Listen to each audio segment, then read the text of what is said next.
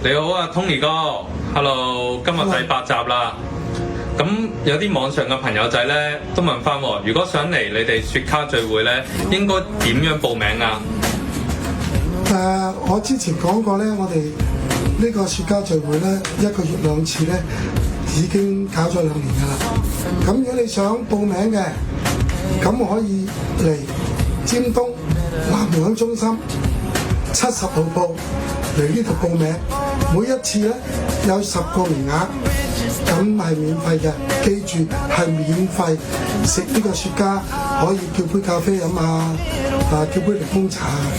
咁響10集之後咧，我咧就會一路放翻我之前嗰啲雪茄聚會嘅照片俾大家分享下。咁呢個雪茄分享會係唔錯㗎，可以學到好多禮儀啊，識到好多人啊，自己可以交換下微信啊，交換下電話啊，咁我梗係當然希望你哋出席多啲嘅朋友一齊推動呢個雪茄文化啦。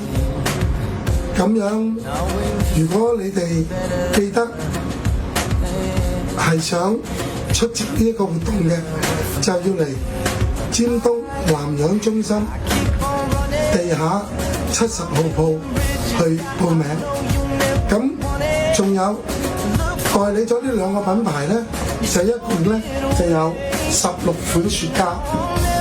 你咧如果1個月嚟2次嘅話咧，就要食16次，咁咧就可以試完呢啲雪茄。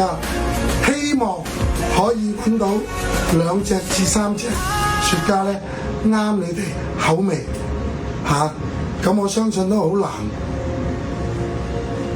全部16個口味都啱你噶嘛，係咪？16款口味，16個品種，咁你哋可以慢慢選擇下。你哋仲想知道多啲乜嘢問題？